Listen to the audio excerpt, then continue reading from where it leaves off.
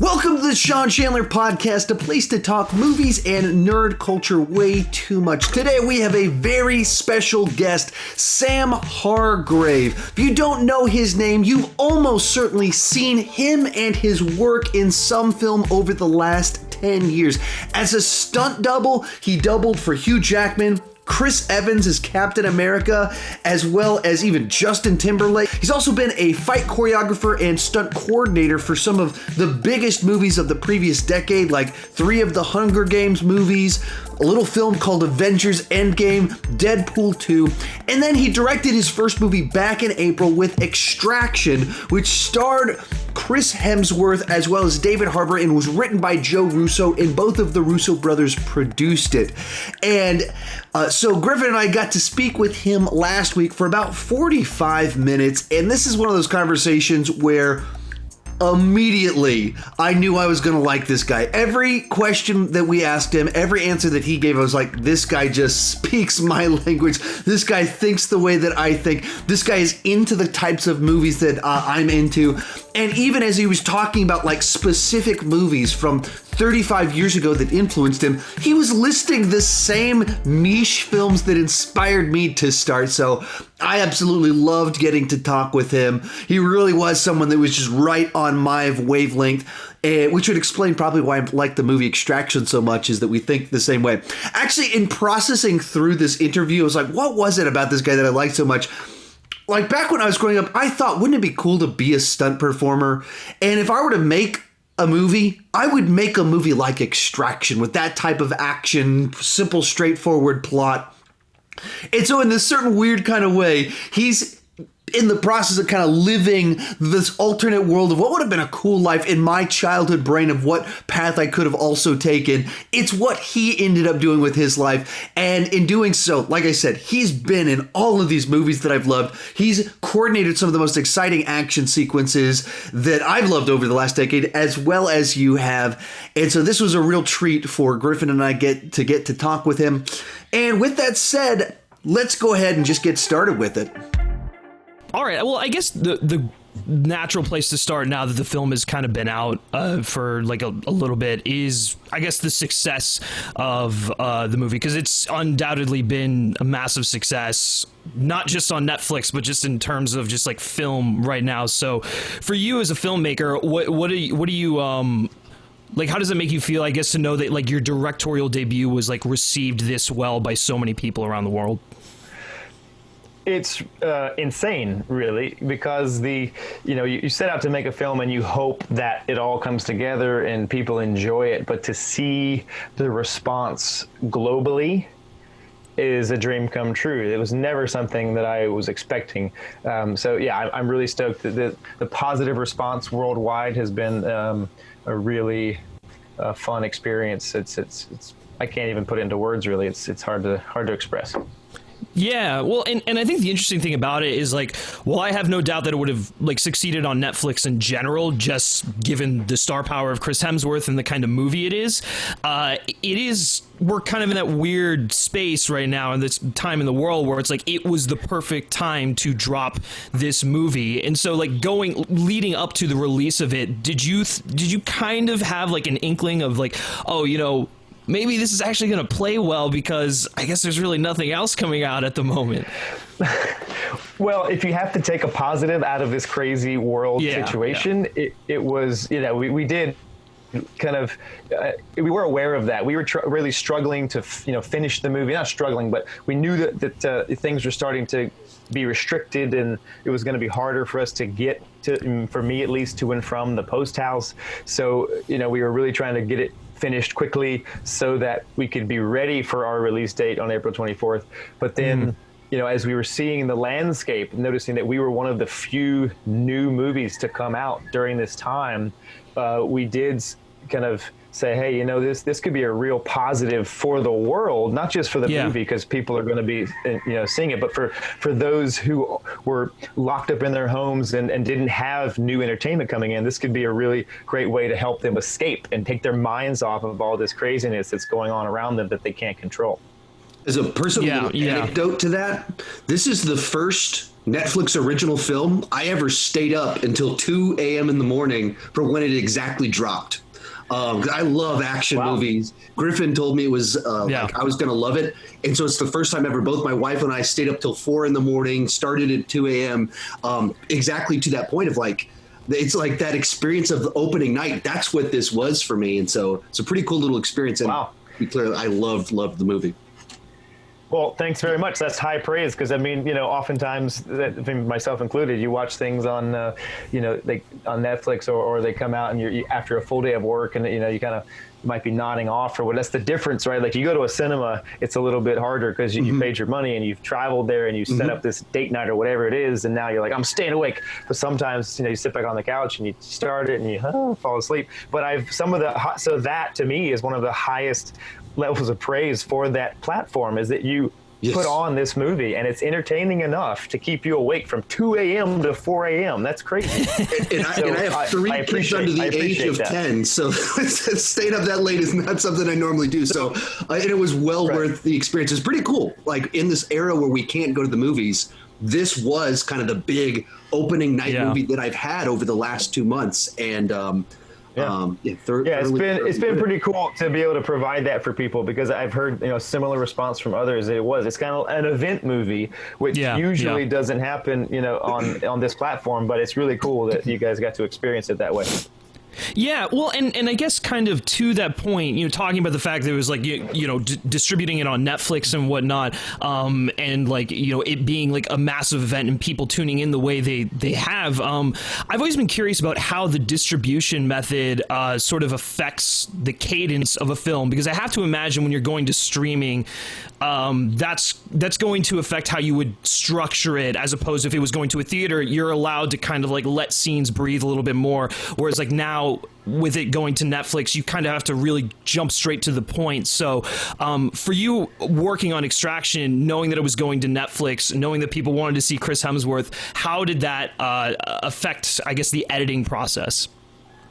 Yeah, that's a good point. We actually, shooting the movie, we didn't change our approach. We all, say we, the filmmakers, the Russo brothers, and Patrick Newell, our line producer, and Tom Siegel, our DP, and Chris acting, me directing. We all approached it as if we would any other film we were gonna shoot for the cinema, because we all love cinema. That's kind of how we grew up or enjoyed ingesting our stories. So we approached it with that look, even deciding the aspect ratio. Sometimes if, for streaming stuff, you want to change the aspect ratio so it's not so widescreen, because sometimes people like on their TVs or phones, that may be harder for them to view. But we're like, no, we want to stick to this cinematic feeling.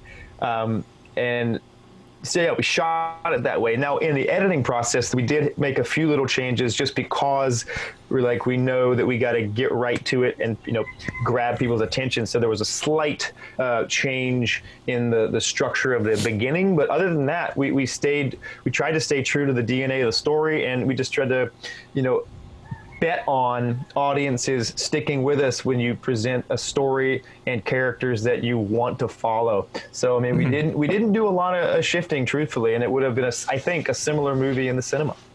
Okay, well, I mean, I guess that's good to hear, because I would imagine that, like, I guess the opening, for instance, it's like I could see you guys like either opening with him kind of like in the midst of battle to really like build intrigue, or like you start from, I guess, the kid's point of view and whatnot, and then you kind of follow him along until you eventually meet Chris Hemsworth.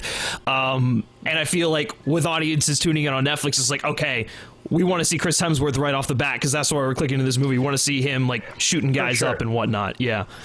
That was definitely a consideration with the opening, is because, the promise of the premise is you got Chris Hemsworth with a gun, and like, if you don't give me that, I may go watch something else. So we definitely considered that in the structure, and then, and we, but I think it works, because we wouldn't, as filmmakers, we all discuss these things and never wanted to compromise the integrity of the story or the picture because of the format. And I think the cool thing about Netflix in this way is, yes, you have to be aware of that, but it does provide a platform for filmmakers to kind of stay true to the craft and say like, hey, this is filmmaking. This is the story we want you to watch. And if you don't want to, if it's not for you, you've got other options. It's just a very interesting, I don't know, I guess choices that you have as a filmmaker. You could say, hey, this is our movie, and be very unabashedly presentational about that. Yeah, and I guess kind of to that point, Netflix is sort of providing like an outlet for the mid-budget action movie to kind of live. And not just action movies in general, but really like all those movies that like used to be prominent at the cinema that really are struggling nowadays. It's like Netflix is kind of providing that avenue, and it's and specifically when it as it pertains to action, up until like the John Wick films, it kind of seemed like that kind of movie, that mid-budget action movie, was like largely missing from the mainstream and whatnot, and it was like kind of forced to resort to like VOD and stuff like that. So I guess do you feel like the future of this kind of like genre, not really genre, but this like size of an action movie, do you think that it's going to be in places like Netflix, or do you think that because of what John Wick is doing, that these films can still survive in cinemas? I think, the that larger question of the words survive and cinema is in this current climate is a very interesting thing to talk about. I think there's going to be a resurgence, actually, personally, of people going to cinema just because it's been denied you so long. It's like when you try to go on a diet and you're like, I'm no ice cream. What's the one thing you want so bad? And then when you get to that ice cream shop, you just eat all the Ben & Jerry's. So I think people might start going back to the cinema because they miss that communal experience. But to that question, or to mid-range action movies or mid-range budget action films having a home on Netflix, I think definitely. And I really love the space that Netflix has created for filmmakers to present those movies that may not have in recent years found a home in the cinemas to their audiences, because people want those movies. I think that, and you can see that, I think, in the response to Extraction. Yeah. There are audiences who really like this kind of movie, this very kind of straightforward action movie that's a bit of a throwback to movies of the 80s and 90s, where it's, you've got a kind of a torn, broken hero, but with a very clear mission and, this hard-hitting action that tells a story through that action. So I think Netflix has created a wonderful home for these movies. And gosh, if and my experience with Netflix was so positive and so rewarding that, hey, if that's where they make them, if they're the people doing it, that'd be a great place to make movies. Yeah, for sure. Yeah, well, go ahead, Sean, because I know you kind of had a lot of thoughts on this for sure. Yeah, on specifically the movie Extraction. If anyone is listening to this that hasn't seen the movie, there's just a bit of a spoiler in this, so skip ahead in the interview. But so wondered if you could give your thoughts on the final shot of the movie. Obvious, little bit of an ambiguous as to who's standing in the background. Can you give us a little bit of anything that you could expand upon that as to, was that in fact Rake standing there? Yeah, well, for us as filmmakers, we made that choice because for us, what that shot represented was hope, if you will, and then it was a bit of create your own ending or to the movie, because when you watch the movie, certain people are going to feel a certain way. Like, is it more satisfying if Rake gets his redemption through sacrifice? Some people will say yes. Others will be like, oh, no, I need him to live. That's what's going to make me hopeful. So with that ending, like we tried to be, and so that's the beauty of cinema and art, is like you get to paint this picture, and then if you stare at it long enough, different people are going to see different things depending on what they bring to that piece of art. So for us, that final image, it represented hope. Either whether or not you wanted to have him alive or dead, it gave both camps a satisfaction, we thought, and that was the goal of that shot. So you could take it either way, and we wanted to give people that satisfaction. Yeah, I always kind of looked at, because the whole movie was kind of like dealing with this this through line of father and son dynamics across the board, not just between Rake and the kid, but even the the kid in DACA who was kind of in the what is it, like the gangsters army, or the drug lords army and whatnot. There was almost like a dynamic there, and so I kind of like, I always looked at that final shot as just being sort of like metaphorical and whatnot, and I like the kid is gonna kind of go on now that Rake is sort of like sacrificed and whatnot. Great.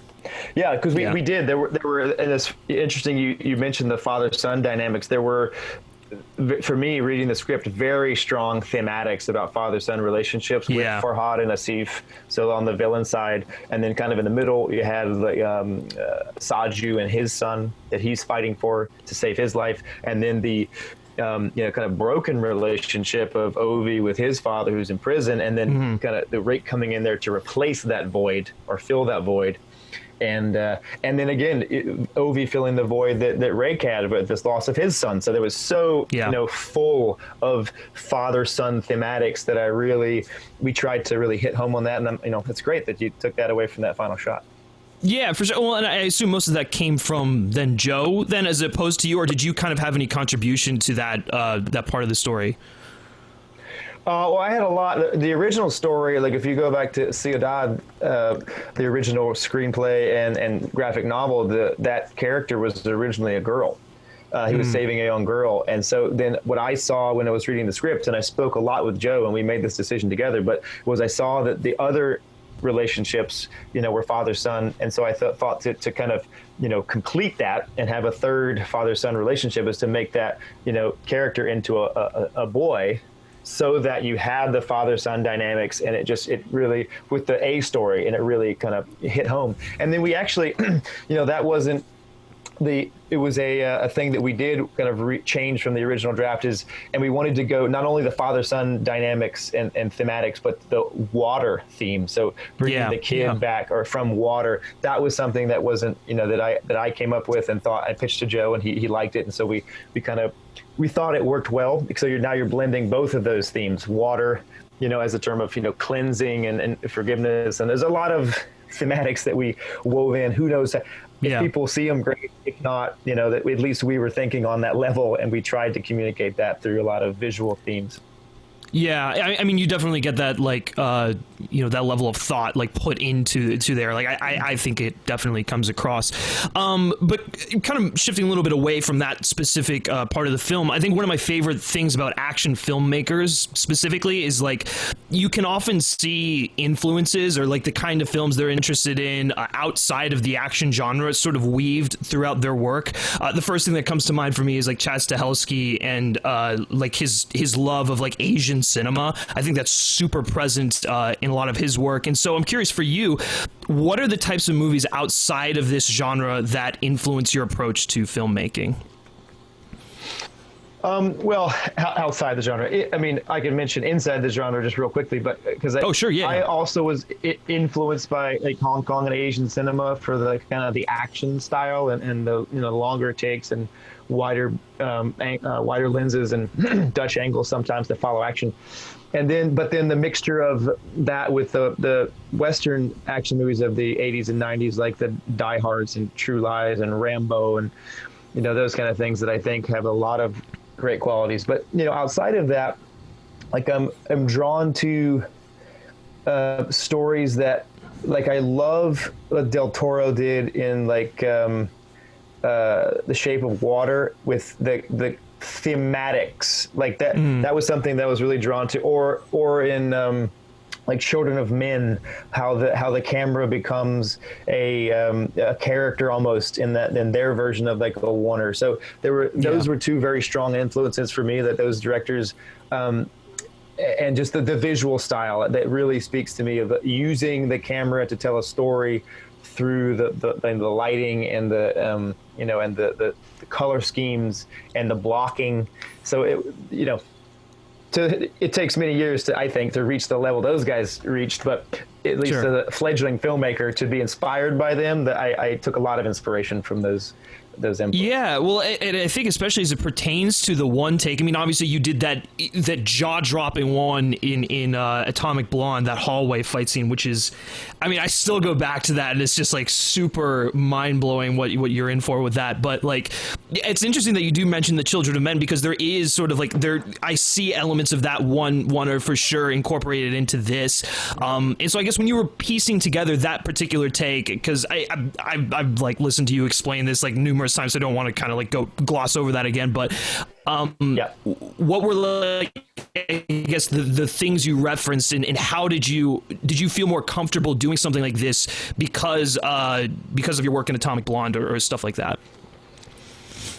Sure. I mean, Atomic Blonde was an amazing experience of just how that extended take can really draw the viewer deeper into the story and closer to the character through that experience, that shared experience.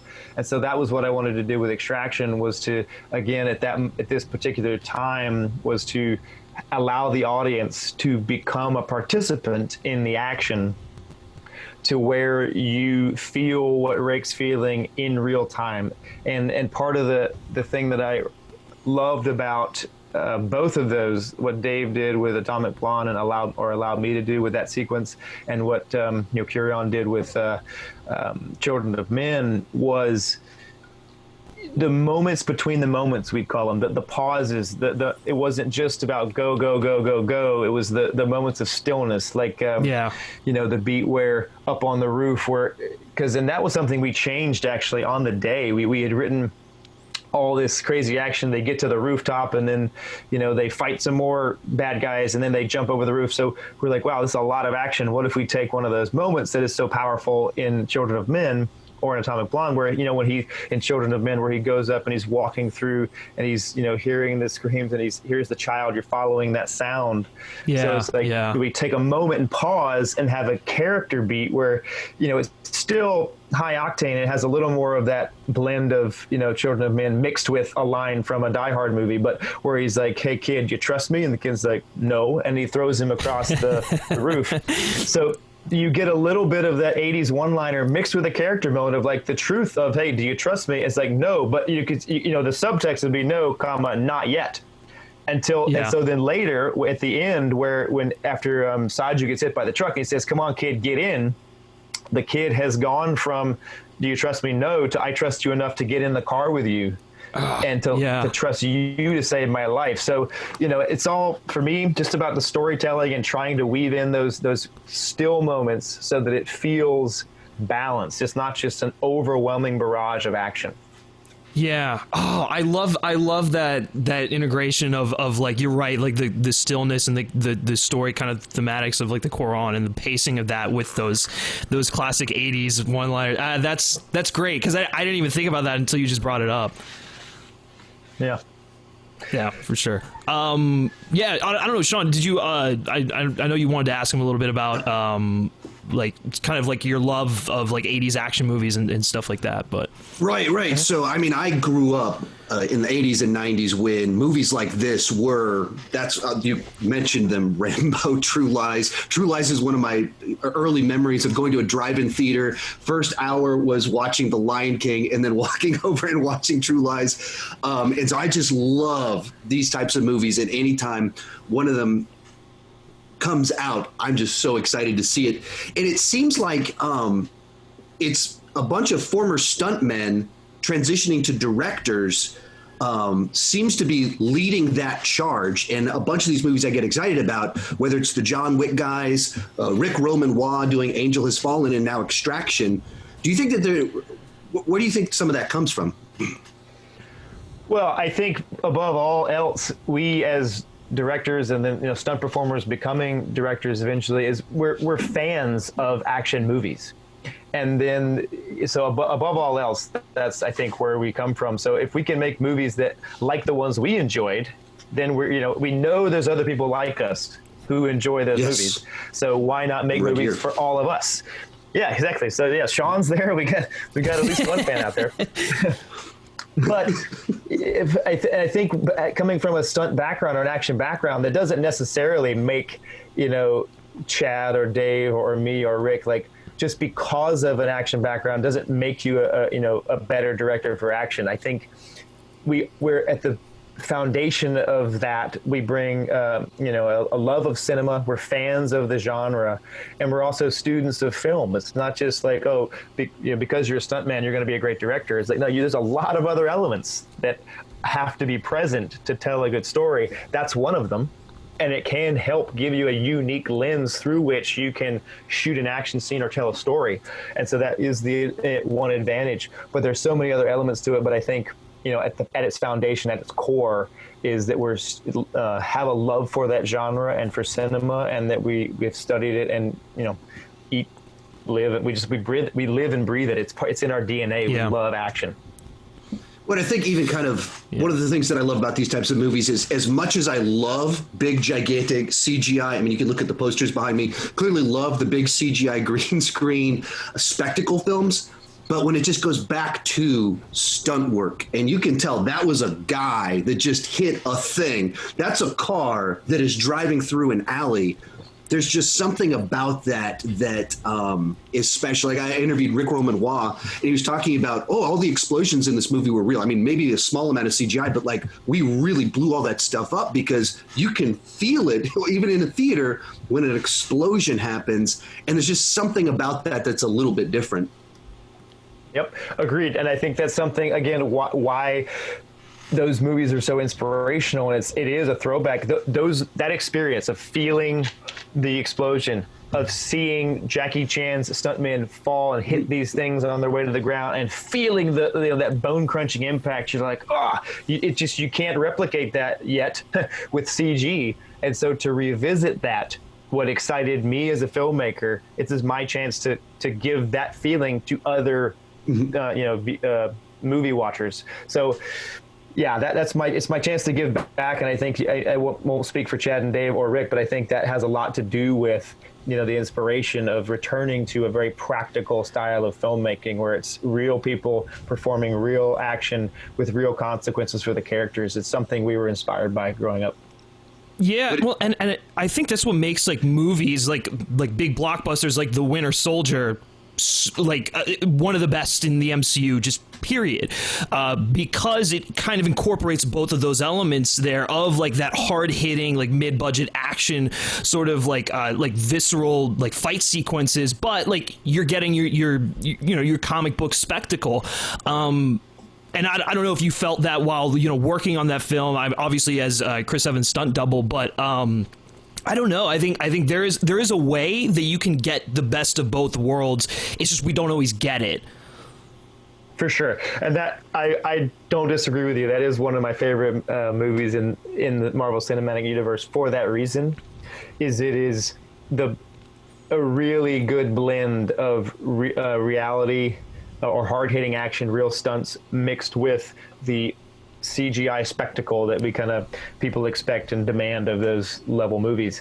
But I think you're right, and that's something that I've kind of always said when it comes to shooting action in those big movies, where you can have both. You can have a really good story, and you can have really well shot and edited action. It doesn't have to be one or the other. Sometimes people, and in a way, and I'm not, again, it was one of my favorite comic book movies ever, and I'm not bagging it. I love it. But it's like The Dark Knight, for example. It's a great movie. Personally, there's certain things with action that I would have liked to see a little differently with Batman. Yes. But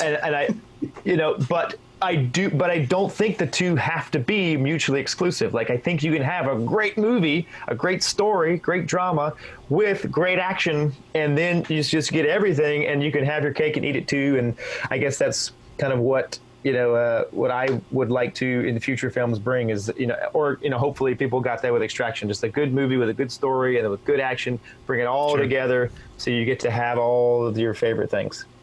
Would you say that The Dark Knight Rises gave you a little bit more of what you were looking for? No. No, not at all. I think, but that's all we could. I mean, we could talk. I think between the three of us could talk for hours about movies like that and action and what we like. But that's what makes cinema so fun, I think, and so interesting. And art in general is it's subjective. Like, what I love about certain movies, other people might not, or what I love or about what I would change per se about a movie like that. Some people go, "What are you kidding? It's perfect." So that's what the beauty of it is. You could talk about these things afterwards, and then also to have a chance, like for me, to make a movie that shows how I would like things to be seen, then I get to do it. And so I don't have to go, oh, well, if I was doing that movie, I'd change it. We're like, well, you just made a movie. So, people now get to discuss how they would change what you did. And that's, I think, part of the fun of it. And hopefully it can inspire people to do bigger and better action and tell better stories because of, things that we've done. Like we make these movies and inspire people, hopefully, to do better. So with the success of the movie, they've already, I guess, kind of announced a second one is coming. Are you signed on to do the second one? Not officially, no. I mean, right now we're going through as filmmakers, and Joe is officially signed on to write another movie in this kind of extraction universe that we've created. Where that is, where that falls before or after, we don't know. We're discussing, where does it take place in this universe? Who does it involve? What does it all mean? But I would love to be. I had some of the most wonderful moments making this film is, great friends that I had going into it, or we got even closer, or new friends that I made. It was an amazing experience working with Netflix and the Russos. And would I do it again? In a heartbeat. We'll see when all of this stuff lifts and we can make movies again. We'll see, what comes out of that screenplay. Yeah, personally, I'd just like to see other members of the Avengers get their own mid-budget action movie like this. Put Paul Rudd in Extraction 2. I'd love to see that. That'd be something else. That's a fantastic idea. I'll run that by Joe. That's amazing. Brilliant. I love it. Is there anything you can tease about any sorts of the ideas that are being discussed for where things might be able to go as a sequel? Not at this time. I can just say that we had a great time making the first movie, and the chance or the idea of making a second one excites all of us as filmmakers. And for now, I'll leave it at that. With the action, is there anything you'd love to be able to do if you had that potential with whatever your next project is? Is there something specific with action you would love to be able to do? Specifically, it's funny that those things a lot of times come with the story, and it depends on what we're trying to tell and where the character is at the time. So I don't think there's any just specific thing that I have to do and it will go into my second movie. I think it's that I do want to do something fun. I do want to do something, try to push the envelope and entertain people and make them go, oh, wow, that's a different way of seeing something like that. But what that is yet, I don't know. And, that's part of the fun of the discovery process of the pre-production is once you get in there, how can we take this story moment on the page and turn it into an action spectacle that people haven't really seen before? Yeah, well, I think I read somewhere that you're working with your writing partner on a new original thing for your next project. Can you give us any insight into kind of where you're heading with that? Yeah, I mean we're adapting a novel, and my Fernando Chin is my writing partner, and we've written other things in the past, admittedly not very good, but we're trying now to do a little more creation on our own. We're adapting a novel that's based on a really fun book that was it really just kind of tells a kind of an Asian American perspective, like an Asian American coming of age story, with obviously, because we're doing it, a lot of action and just hopefully a really fun character piece. But that's been a really great journey for me, as a filmmaker, just really diving in more into the writing process and just developing something from the ground up has been a really fun process for me, and I hope to do more of it. We'll see what people think of this pass of our screenplay. Yeah. That's interesting because I know you mentioned that you had kind of collaborated before on past small projects, but just quickly looking at your IMDb, you did work on a lot of short films in the early 2000s, and I guess some of your earlier years. So for you, while you were very prominent in stunt performance and whatnot, has your path always been led to direction, or was that something that after you did a little bit of second unit directing and stunt coordination, you're like, oh wow, maybe this could be something that I would enjoy doing? Directing was something I always wanted to do. I went to film school back in North Carolina to direct to make films. It was funny because I never really differentiated stunt work or acting or writing or directing from making a movie. It all fell under this umbrella of we're going to make a movie. And so I learned all of it, the editing side of things. And it wasn't until a friend of mine kind of broke it down, and it's funny how, you know, you can be so smart in certain ways and so oblivious and, you know, blissfully ignorant in others. I had no idea that, you know, it was broken down as like, okay, the stuntmen do the stunts and the you know, the actors do the acting and the sound. I was like, I'll do it all. Like I gotta write it. I'm gonna set up the camera. I'm gonna say the lines. You're gonna hit me with a car, and then I'm gonna edit it together. And yeah. So it was not until after learning all of these skills in film school and practicing those in these short films and projects that I would do with my friends that, you know, my friend Thayer Harris, who actually and wonderfully kind of full circle movie style, ended up directing second unit for me on Extraction. Oh, wow. And I've known him since I was 14 years old and he was 15. We were doing martial arts together in North Carolina. But he was the one who was like, hey, you know, you fall down on your head pretty good. There is a career path out there for you. It's called stunts. And I was like, well, that's, you know, scratching my head. That's a pretty good idea. And so I started off into that one because I loved the physical challenge and the mental challenge of facing your fears and, you know, overcoming these obstacles and performing. I really love performing. So stunts was a great way in. It also was kind of a mirror to the path that one of my heroes, Jackie Chan, took, you know, from a stuntman to then he started acting and writing, directing, producing, and, you know, he did it all, and I just wanted to do it all as well. And so stunts seemed like a great way in to, while I was young and, you know, supple, to get out there and take some falls and do some fun things, but always with the goal to direct and tell my own stories. So I have had kind of, I won't say, you know, a dual life or like a dual identity of like, you know, stuntman by day, director by night, but it was always on my mind that I wanted to do this and to tell my own stories.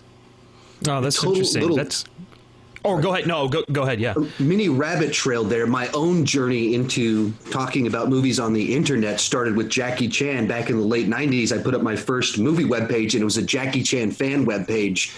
And had like a picture of his body. You could click on it to see which parts he injured it. So Jackie Chan influenced both of us in our own little ways.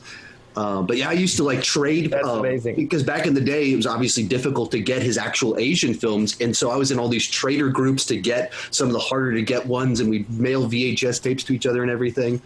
And that's how I got started. That essentially led to this conversation we're having. I love it. I love stuff like that, man. Like how small the entertainment world can actually be, and that, you know, and that's the power of movies. If you think about it, these, you know, Jackie Chan making movies that inspired, you know, you and me and so many others, but then we come together, you know, whatever, 20 plus years later, and have a similar, you know, inspiration that I think is powerful. And that's one of the things that has really drawn me to cinema, and that I think kind of continues to have that, I don't say magical, but like inspirational power to bring people together, to entertain and to really set people off on, you know, their own path to inspire. Yeah, no, for sure. I know we probably got to start wrapping it up here a little bit, but like one of the things we like to do on this podcast is we like to do a thing called Film Essentials, which is basically the essential films someone should watch if they've already seen Extraction and they want more of that same thing, or like, you know, if they want to better understand it and whatnot. So for you, Sam, what are the essential films someone should watch after Extraction, or if they want to better understand your thought process while making Extraction? Okay, this is a tough one, but I love it. I would say, now, is there a limit on the number of films, or what? No. You can stipulate. Yeah, it can be as short or as long as you like. Yeah. All right. Well, I won't go as long as I like, because that would go on forever. But I would say any movie by Jackie Chan, but specifically check out the Jackie Chan's Police Story Part 1 and 2, because it has it's Jackie's amazing style. And yet, I mean, his humor is in there, but the action is really kind of violent and hard hitting. It's kind of a different version of Jackie, which we kind of tried to tie into. So Jackie Chan's Police Story 1 and 2, Children of Men, which we mentioned, because I love and want to support him and them, the John Wick films. But then I think Rambo 1, 2, and 3, like those are three excellent movies. I rewatched them recently, and they still hold up. I mean, those, James Cameron co-wrote or helped with the second Rambo, Rambo First Blood, part 2. Like, I was like, wow, that was really, I don't know, it's a really good franchise. 1, 2, and 3. I don't want to talk about the other ones, but yeah. So, so you don't like the fourth one? Interesting. No. even though Chad and Dave worked on it, and a lot of people I did, like the stunt team who ended up helping us when we shot in Thailand. Actually, a lot of those same performers and stunt coordinators were on Extraction. That were on Rambo. 4. All those things, sure, but as a movie, we'll go right past that one. Skip past it. Funny. That's good. Sean, I know you had your little the segment. I'll just toss to you. Yeah.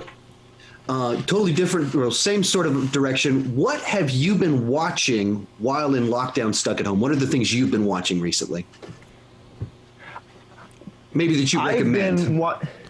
Yeah. Well, I'm late to the game, but I've been watching Friday Night Lights, the TV show. Mm-hmm. It's shot right around where I live. A lot of the stuff in there is shot right here, literally in the town I live in Texas.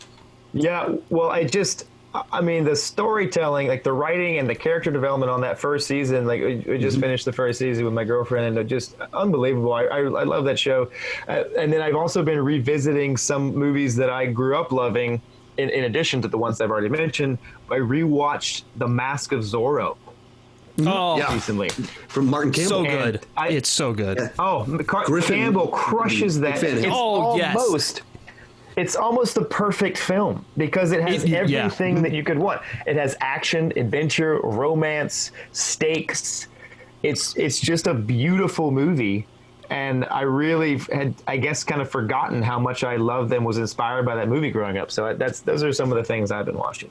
Martin Campbell needs to come back, man. Like between GoldenEye, Mask of Zorro, Casino Royale. I mean, even stuff in The Foreigner was like really good. So like, listen, I know Jackie Chan. I know that's Jackie Chan. Everything comes back to Jackie Chan.